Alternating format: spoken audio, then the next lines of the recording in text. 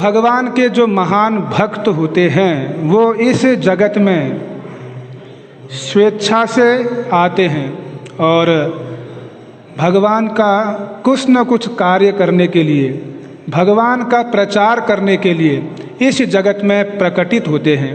तो सामान्य व्यक्ति की तरह ऐसे महान वैष्णव संसार में जन्म नहीं लेते हैं। बतलाया गया है कि अतएव वैष्णवेर जन्म मृत्यु नाई, जो वैष्णव होते हैं उनका जन्म और मरण नहीं होता है।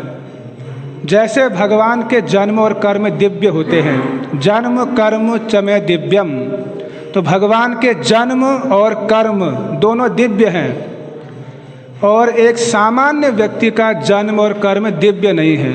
वो कर्मों के अधीन होकर दुख में, अज्ञानता में जन्म लेता है। लेकिन भगवान क्या है? ज्ञानमय हैं, आनंदमय हैं। तो भगवान स्वतंत्र हैं, वो जब चाहें जहाँ चाहें किसी भी समय अवतरित हो सकते हैं और अप्रकट भी हो सकते हैं। उसी प्रकार वैष्णव जन वो अपनी इच्छा से, भगवान की इच्छा से इस संसार में आते हैं और जगतवासियों का उद्धार करने के लिए। संसार में जो हम लोग फंसे हुए हैं इस संसार में, और हम जैसे अज्ञानी व्यक्तियों का उद्धार करने के लिए भगवान के महान भक्त इस संसार में समय समय पर आते रहते हैं। जैसे इस्कॉन के संस्थापक आचार्य श्रील भक्ति वेदांत स्वामी प्रभुपाद, वे भी जो हैं इस जगत में हम जैसे पतित लोगों का उद्धार करने के लिए आए थे। और इस प्रकार समस्त जितने भी सौभाग्यवान जीवात्मा हैं, मनुष्य हैं, उनको भगवान कृष्ण की भक्ति का दान करते हैं, भगवान के संदेश का दान करते हैं, ज्ञान देते हैं और सौभाग्यवान जीव उसका लाभ उठाते हैं। 4 वैष्णव संप्रदाय हैं, प्रामाणिक वैष्णव संप्रदाय। भगवान श्री कृष्ण ने इस विश्व ब्रह्मांड का निर्माण किया। जन्माद्यस्य यतः, सारी सृष्टि, सारा ब्रह्मांड, सब कुछ भगवान श्री कृष्ण ने प्रकट किया। और इस प्रकार इस जगत में, इस ब्रह्मांड में भागवत धर्म, वैष्णव धर्म या सनातन धर्म के प्रचार प्रसार के लिए उन्होंने 4 वैष्णव संप्रदाय की स्थापना किया। भगवान श्री कृष्ण ने 4 संप्रदाय नियुक्त किए। जैसे सरकार के द्वारा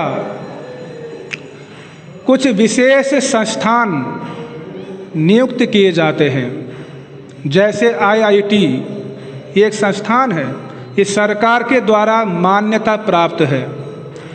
NIT और अन्य जितने भी यूनिवर्सिटी हैं वो सरकार के द्वारा मान्यता प्राप्त होते हैं। हम अपनी मर्जी से कोई भी विश्वविद्यालय या कोई भी संस्थान नहीं खोल सकते हैं। खोल भी लेंगे तो सरकार के द्वारा यदि वह मान्यता प्राप्त ना हो तो उसका कोई महत्व नहीं है। वहाँ से केवल हमको फर्जी डिग्री मिलेगी, उसका कोई महत्व नहीं होगा। और हम में से सभी लोग फर्जी विश्वविद्यालय में, फर्जी स्कूल में एडमिशन लेना नहीं चाहेगा। चाहेंगे आप लोग? नहीं चाहेंगे। जो प्रमाणिक है, जो सरकार के द्वारा ऑथोराइज किया गया है, ऐसे विश्वविद्यालय या स्कूल इत्यादि में हम एडमिशन लेना चाहेंगे।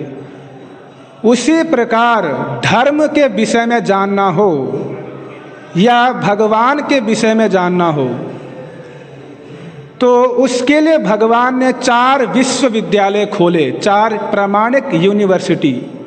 आज की भाषा में कहें तो शास्त्रीय भाषा में उसको संप्रदाय कहा जाता है।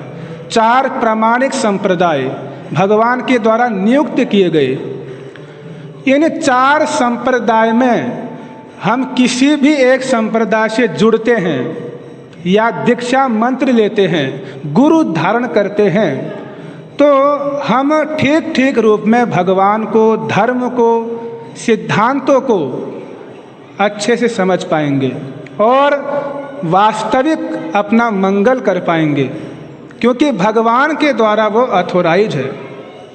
4 संप्रदाय के अलावा अन्य जितने भी तथाकथित धार्मिक संस्थान हैं या तथाकथित गुरु या साधु बने हैं, वो सब पाखंड है और धोखा है, केवल चीटिंग है।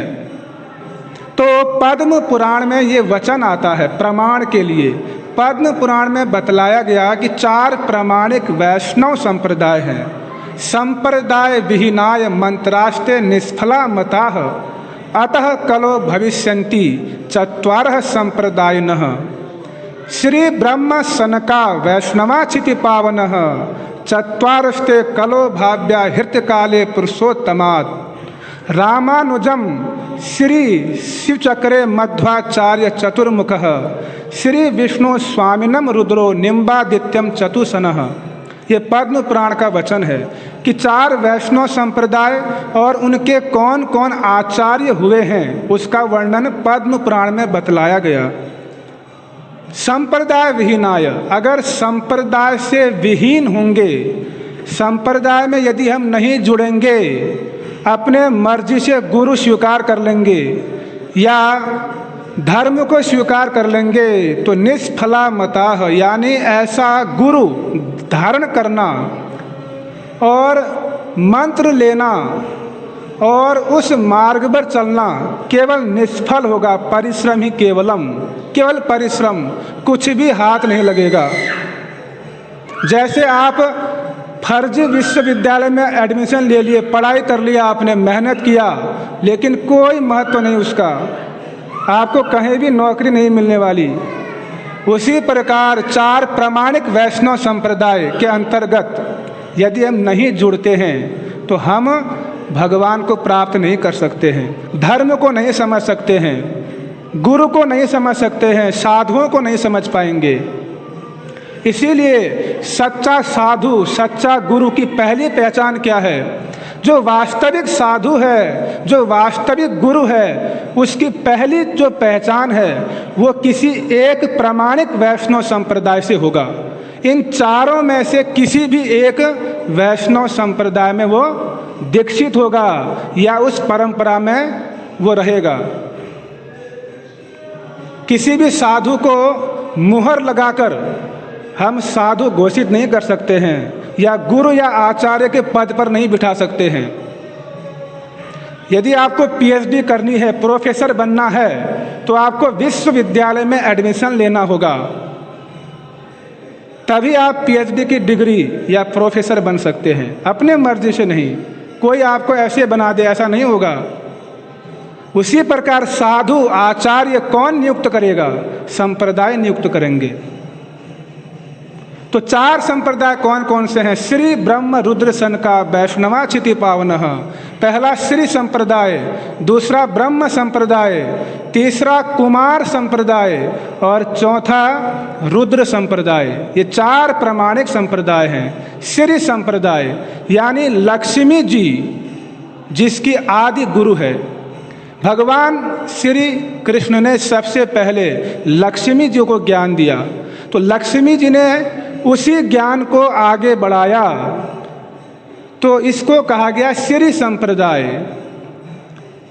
और दूसरा ब्रह्म संप्रदाय, भगवान श्री कृष्ण ने ब्रह्मा जी को ज्ञान दिया, तेने ब्रह्म हृदय आदि कवये, कि ब्रह्मा जी के हृदय में ज्ञान दिया, तो ब्रह्मा जी ने फिर उसी ज्ञान को आगे बढ़ाया, तो उस संप्रदाय का नाम क्या हो गया? ब्रह्म संप्रदाय। और तीसरा रुद्र संप्रदाय, यानी भगवान श्री कृष्ण ने शिव जी को ज्ञान दिया और शिव जी ने वही ज्ञान आगे बढ़ाया, और इस प्रकार उस संप्रदाय का नाम हो गया रुद्र संप्रदाय। और चौथा कुमार संप्रदाय, ब्रह्मा जी के 4 मानस पुत्र हुए, चतुर्कुमार, सनक, सनंदन, सनातन, सनत कुमार।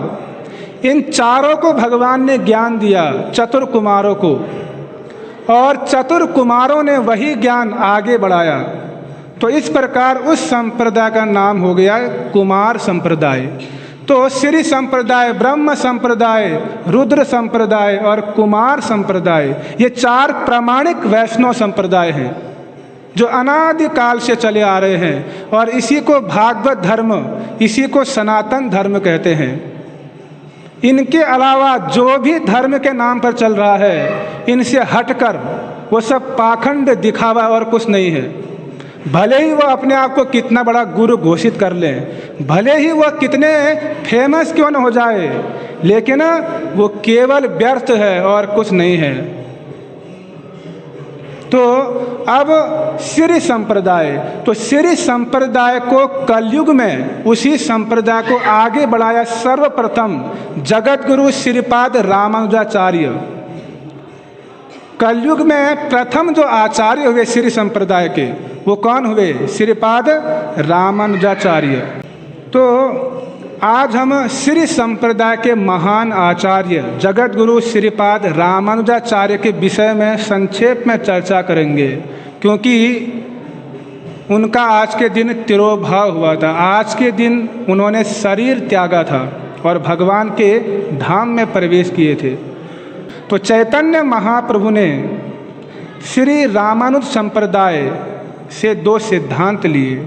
रामानुज हयत आमी लय दुई सार, अनन्य भक्ति भक्त जन सेवा आर। श्री रामानुज संप्रदाय से महाप्रभु ने एक तो अनन्य भक्ति और दूसरा वैष्णव की सेवा, ये 2 सिद्धांत लिए।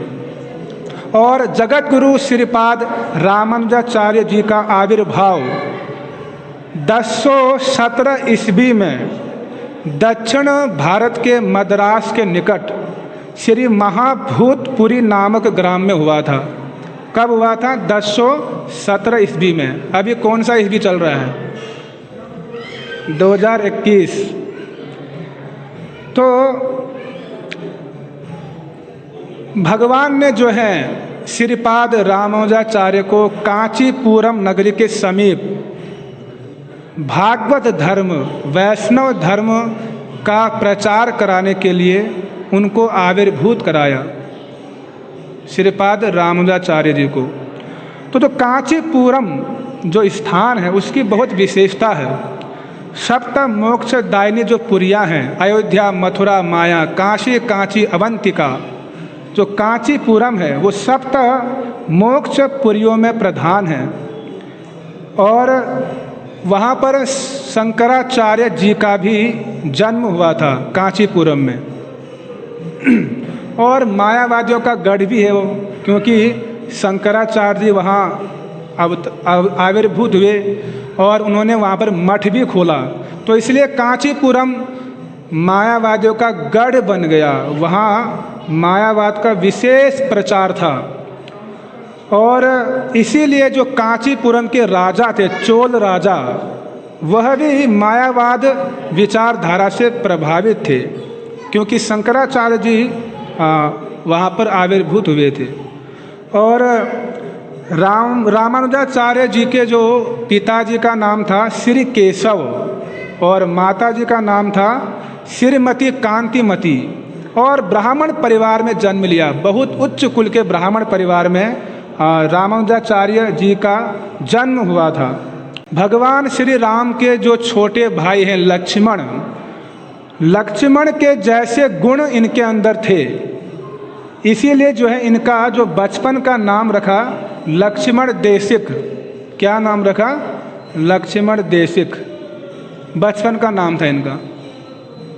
और बाल्यकाल से ही जो है लक्ष्मण देशिक भगवान के भक्तों के प्रति और भक्ति के प्रति विशेष अनुराग रखते थे।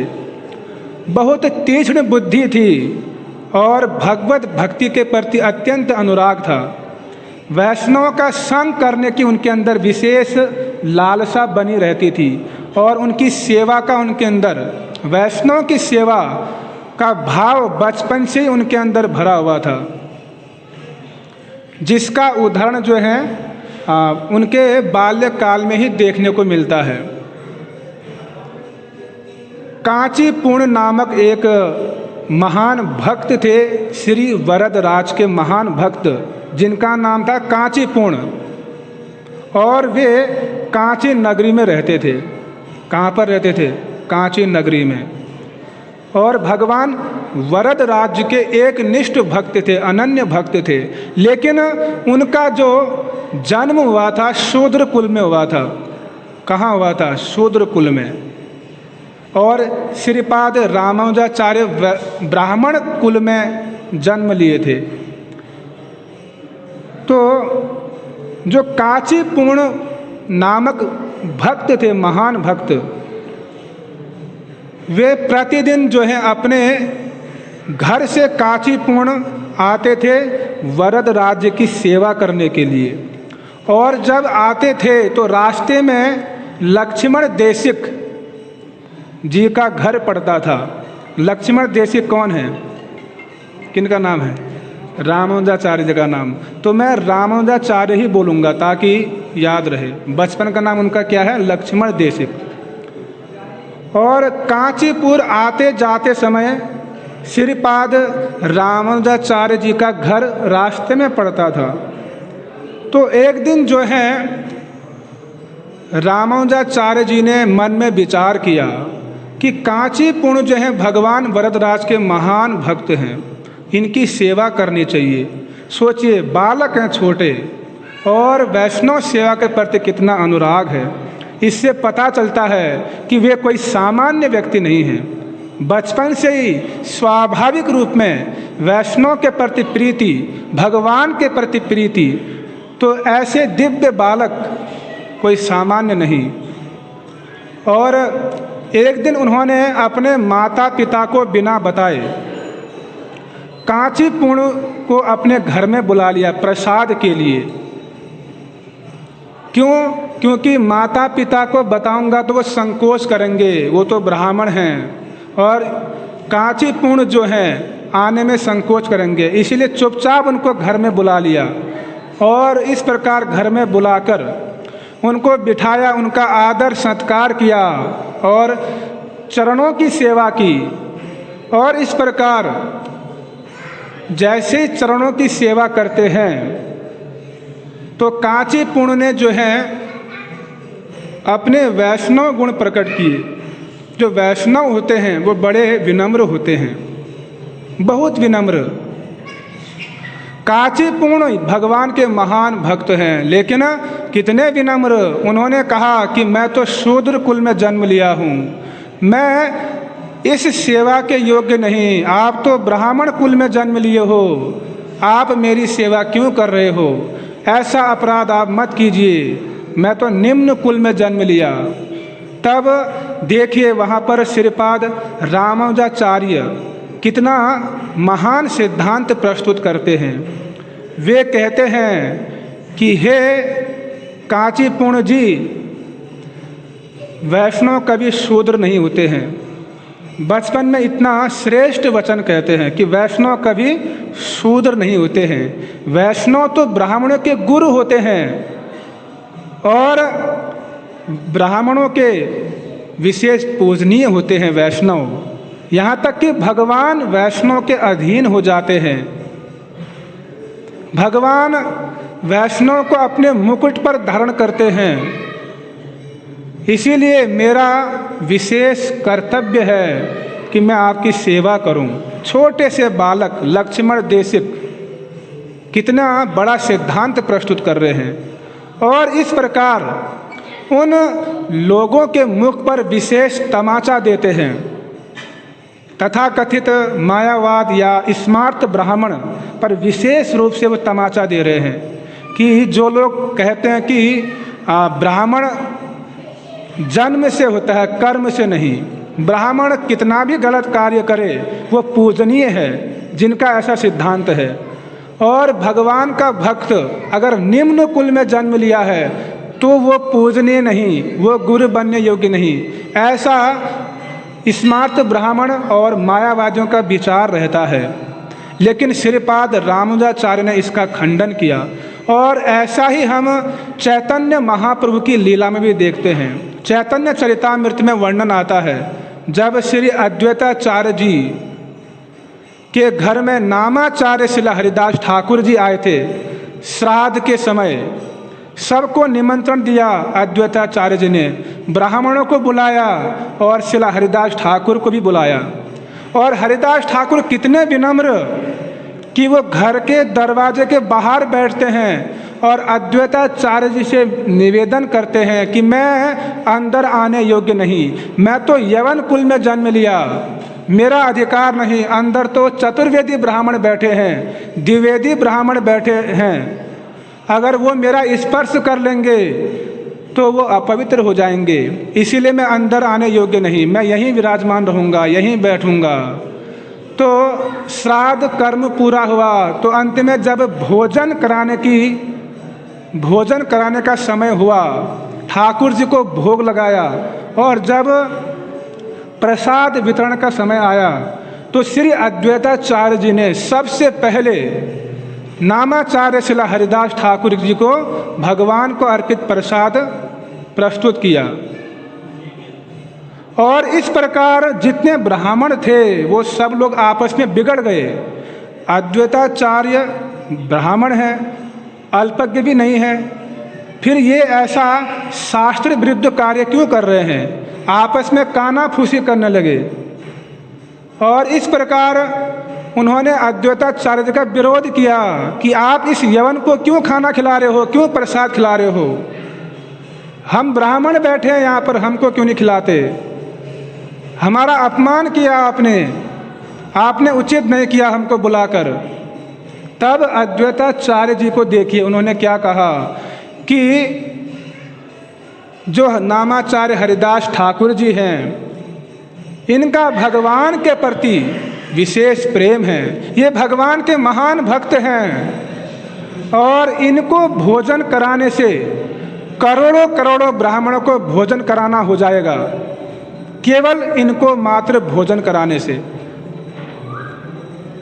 इस प्रकार अद्वैताचार्य जी कितने प्रतिष्ठित थे शास्त्रों के सिद्धांतों में। उन्होंने शास्त्र के इन सिद्धांतों को यथार्थ में आचरण करके दिखाया। इतना आसान नहीं है ऐसे सिद्धांतों को जीवन में उतारना, बड़ा कठिन। तो ये अद्वैताचार्य के जीवन में हम ऐसा देखते हैं। तो वहाँ पर भी जो है नामाचार्य हरिदास ठाकुर अपनी विनम्रता दिखाते हैं। इसीलिए शास्त्रों में वर्णन आता है, न में अभक्त चतुर्वेदी मद भक्त स्वपचः प्रिय, कि मुझे चतुर्वेदी ब्राह्मण भी उतना प्रिय नहीं यदि वह मेरा भजन नहीं करता है। और यदि कोई चांडाल कुल में जन्म लिया है, निम्न कुल में जन्म लिया है, ऐसा व्यक्ति मेरा भजन करता है तो वह मुझे प्रिय है और ब्राह्मण का भी पूजनीय हो जाता है। ये भगवान कृष्ण के वचन हैं। तो इस प्रकार जो है रामानुजाचार्य जी ने यह शिक्षा दिया कि वैष्णव किसी जाति कुल के अंतर्गत नहीं आते हैं, वो जाति कुल से परे हैं, वो पवित्र हैं। वैष्णवेर चरित्र सर्वत्र पवित्र, वो हमेशा पवित्र हैं। इसीलिए उनकी सेवा करना ही जो है धर्म है। तो इस प्रकार श्रीपाद रामानुजाचार्य ने हमको यह शिक्षा बचपन से दिया। और जब एक समय रामानुजाचार्य वैसे तो गृहस्थ आश्रम में थे, तो उनके हृदय में बहुत तीव्र इच्छा हुई वेदा अध्ययन करने की, वैदिक शास्त्रों को पढ़ने की बड़ी इच्छा हुई। तो उन्हीं के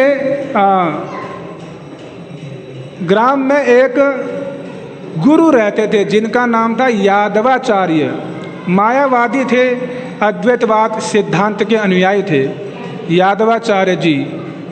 तो उनके विषय में इन्होंने सुना कि वो वेद वेदांत इत्यादि को पढ़ाते हैं। तो श्रीपाद रामानुजाचार्य उनके पास वैदिक शास्त्रों का अध्ययन करने के लिए गए और वहाँ पर जाते हैं। और एक समय एक घटना घटती है वहाँ पर कि यादवाचार्य जो हैं उपनिषद के एक मंत्र की व्याख्या करते हैं। क्या व्याख्या करते हैं? वह मंत्र क्या है?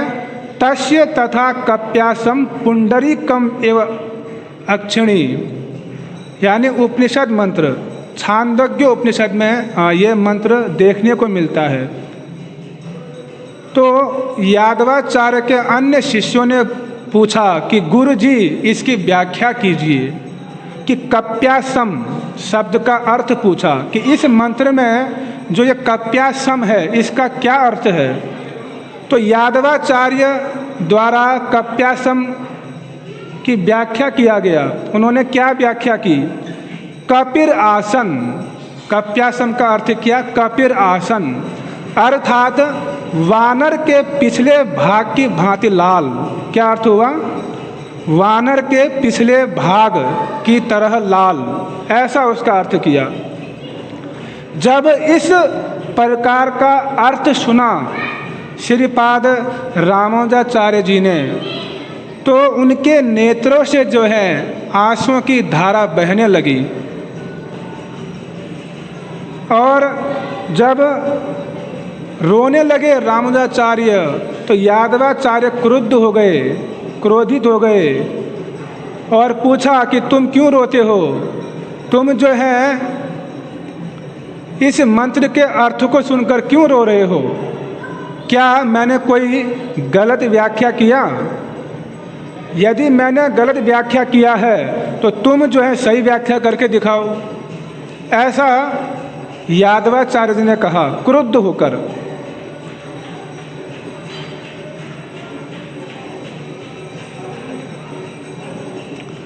और दूसरी बात यह भी कहा कि तू जो है इतना मूर्ख कि आचार्य शंकर के भाष्य का खंडन करेगा, आचार्य शंकर की व्याख्या पर दोष निकालेगा। यदि आचार्य शंकर से भी उत्तम व्याख्या तेरे पास है तो तू करके दिखा। यादवाचार्य जी ने श्रीपाद रामानुजाचार्य जी के प्रति ऐसे वचन कहे।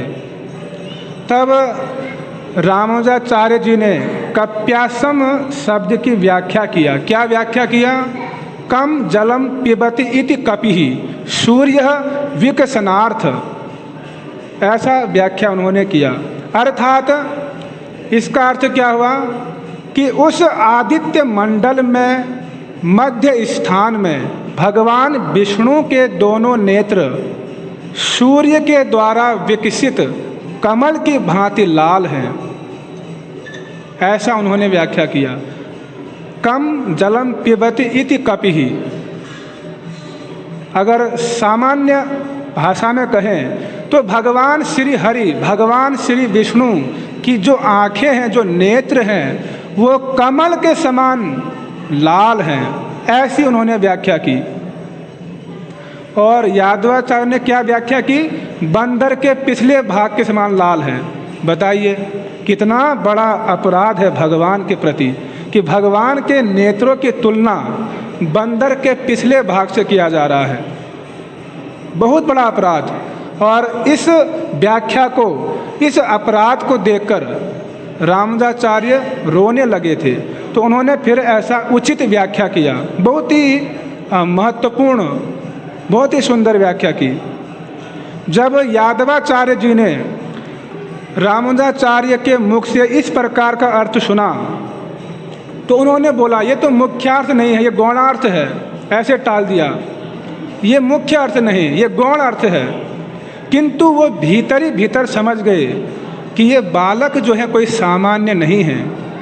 भविष्य में जो है ये बालक शंकराचार्य जी के सिद्धांतों को चुनौती देगा, उनके विचारों का खंडन करेगा। मन ही मन समझ गए। और इस प्रकार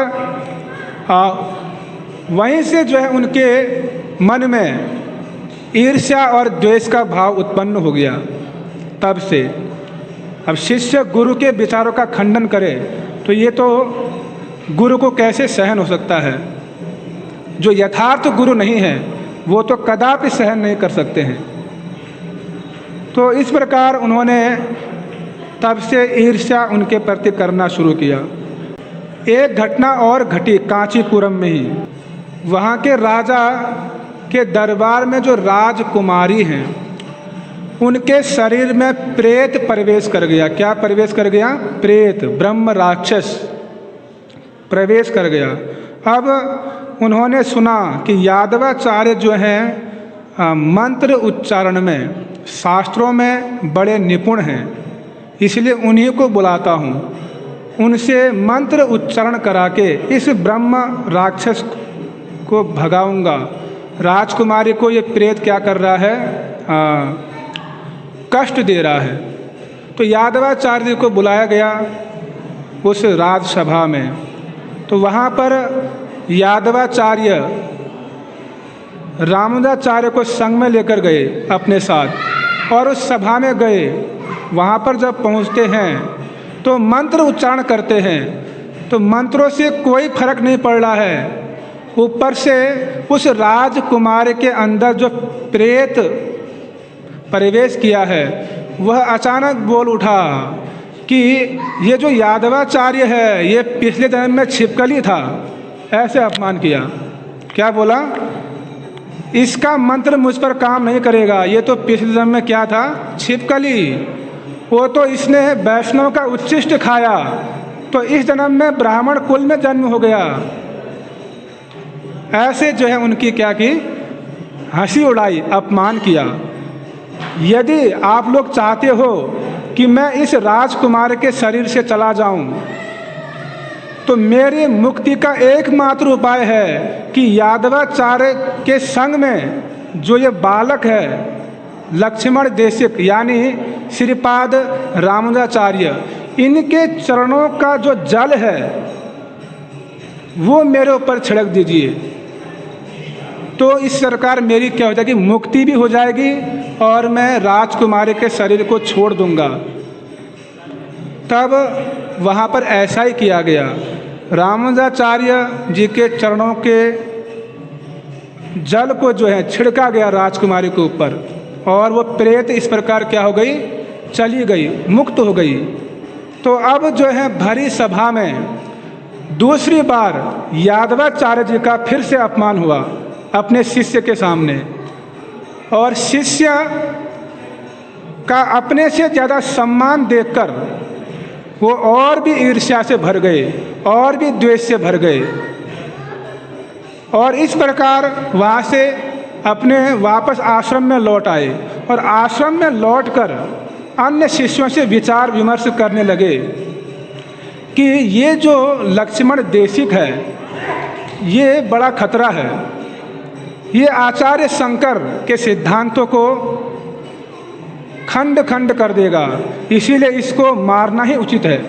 उन्होंने विचार किया और उन्होंने अपने शिष्यों से कहा कि हम प्रयाग में जाएंगे स्नान करने के लिए, और रामानुजाचार्य जी को भी उन्होंने मना लिया अपने संग चलने के लिए। उन्होंने विचार किया कि प्रयाग में जाएंगे, रास्ते में जंगल में हम इसको मार देंगे। तो इस प्रकार वो लोग प्रयाग की ओर चल पड़े। तो रास्ते में जो हैं यादवाचार्य जी के एक शिष्य थे गोविंद, उन्होंने उनको बताया कि यादवाचार्य आपको मरवाना चाहते हैं। तो रामानुजाचार्य समझ गए और वो वहाँ से भाग गए, और भागते भागते एक जंगल में पहुँचे। तो वहाँ पर कुछ व्याध दंपत्ति उधर से आ रहे थे, और उनको देखकर रामानुजाचार्य समझे कि ये भी कांचीपुर की ओर जा रहे हैं, तो मैं भी इनके संग हो लेता हूँ। तो उनके संग हो लिए और रात हो गई, और एक वृक्ष के नीचे शयन किया रात को। तो अचानक रात को जो है उस व्याध की पत्नी ने कहा, मुझे प्यास लगी है, पानी पिलाओ। तो व्याध के पति ने कहा कि कल सवेरे पानी पियेंगे, अभी रात को कहाँ ढूंढे पानी। तो रामानुजाचार्य जी ने कहा कि मैं पानी लेके आता हूँ। तो उनको ये मना कर दिया, जब सवेरे होगा फिर हम पानी ले आएंगे आपके लिए। तो जैसे ही सवेरे हुई, कुआं सामने ही था, कुएं से जो है रामानुजाचार्य जी पानी लेके आए और उस व्याध दंपत्ति यानी व्याध की पत्नी को पिलाया। 3 बार पानी ले आए। जब चौथी बार गए और पानी लेकर वापस आ रहे हैं तो वो व्याध दंपत्ति वहाँ पर है ही नहीं, वो वहाँ से अप्रकट हो गए। तो रामानुजाचार्य बड़े आश्चर्य में पड़ गए कि ये कौन थे, और पास ही में देखा एक गांव है और पूछा लोगों से ये गांव कौन सा है, तो उन्होंने कहा ये कांचीपुरम है। तो इस प्रकार जो है रामानुजाचार्य अपने ग्राम कांचीपुरम पहुंच गए। तो वहाँ पर उन्होंने ये सारी घटना कांचीपूर्ण को बताया, जो वरदराज के महान भक्त हैं। तो उन्होंने कहा कि हे रामानुज, आप पर जो है लक्ष्मी नारायण की विशेष कृपा है। लक्ष्मी नारायण ने जो है आपको साक्षात आपकी रक्षा किया है। तो इस प्रकार ऐसी दिव्य घटना उनके साथ घटित हुई। और इन्होंने वेदांत सूत्र पर एक भाष्य लिखा जिसका नाम है श्री भाष्य। समय है नहीं, उसके पीछे भी बहुत रहस्य है। तो श्रीरंगम में एक और घटना इनके साथ घटी। अब ये श्रीरंगम के आचार्य बन गए। तो वहाँ पर आचार्य बनने के बाद वहाँ के जितने तथाकथित अन्य पुजारी हैं या ब्राह्मण हैं तथाकथित, वे इनसे ईर्ष्या करने लगे, क्योंकि उनकी दुकान बंद हो गई। उनको अब कोई दान नहीं देता, अब उनका सम्मान नहीं रहता। सब लोग रामानुजाचार्य जी का सम्मान करते हैं। महान आचार्य हैं, वैष्णव हैं, शास्त्रों में पारंगत हैं। उनकी प्रतिभा, उनके व्यक्तित्व, उनके आदर्श को देखकर सब उनके ही प्रति सम्मान व्यक्त करते, उनको दान भी देते। तो वहाँ के अन्य पुजारी लोग उनसे ईर्ष्या करने लगे और सबने विचार किया कि इनको मारना पड़ेगा। तो अचानक एक पुजारी ने क्या किया, श्रीरंगम में जो ठाकुर जी को भोग लगता है उस भोग में इन्होंने जहर मिला दिया, विष मिला दिया, और विष मिलाकर रामानुजाचार्य को खिलाने का प्रयास किया। तो उस पुजारी की पत्नी को पता था कि मेरे पति ने जो है ठाकुर जी के प्रसाद में विष मिला रखा है। तो वो सरल हृदय की थी, स्त्री थी। उन्होंने रामानुजाचार्य को इशारा किया कि आप इसको ग्रहण मत कीजिए। तो रामानुजाचार्य बड़े बुद्धिमान, वो समझ गए कि कुछ तो गड़बड़ है। तो उन्होंने उस प्रसाद को उठाया और पास में एक कुत्ता बैठा हुआ था, कुत्ते के आगे फेंक दिया। अब जैसे ही उस कुत्ते ने उसको खाया, उसी समय उसकी मृत्यु हो गई। तो ऐसी घटना श्रीरंगम में घटी और इस प्रकार लक्ष्मी नारायण की कृपा उन पर हर समय बनी रही। वो हर समय जो है भगवान की कृपा से उनकी रक्षा हो जाती थी। रामानुजाचार्य की सबसे बड़ी विशेषता क्या थी कि वो वैष्णव सेवा, उनके संप्रदाय में वैष्णव सेवा में बड़ा जोर दिया जाता है और ठाकुर जी की अर्चा विग्रह, भगवान की विशेष रूप से सेवा और वैष्णव की सेवा पर विशेष बल दिया जाता है। रामानुजाचार्य कहते हैं कि जिस प्रकार बुद्धिमान पुरुष भी विषयों में आसक्ति रखने से विनष्ट हो जाते हैं, उसी प्रकार वैष्णवों का दासत्व त्यागने से मनुष्य मात्र का विनाश हो जाता है। तो इतनी बड़ी शिक्षा दे रहे हैं। वैष्णवेन तिरस्कारः कृतो ही भवताम यदि अपकारम स्मृतिम तस्माद् अत्वा मौनोति वसेत। यदि वैष्णव लोग हमारा तिरस्कार भी करें तो भी उनके अनिष्ट का विचार न करके मौन धारण कर लेना चाहिए। प्रपन्नामृत नामक ग्रंथ में श्रीपाद रामानुजाचार्य ऐसा वर्णन करते हैं और कहते हैं वैष्णव की पूजा ही भगवान को प्राप्त करने की विधि है। विष्णु के अपमान की अपेक्षा वैष्णव का अपमान और भी घातक है। वैष्णव का चरणामृत विष्णु के चरणामृत से उत्तम है। यह जानकर आलस्य को छोड़कर विष्णु के समान ही वैष्णव की आराधना करनी चाहिए।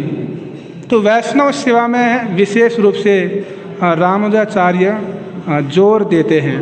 तो समय की अपनी सीमा है, लेकिन बहुत सारे विचार हैं इनके विषय में। तो मैं हिजगिरेश जेतामित्र प्रभु जी से निवेदन करूँगा। मैं हरे कृष्ण। बहुत बढ़िया।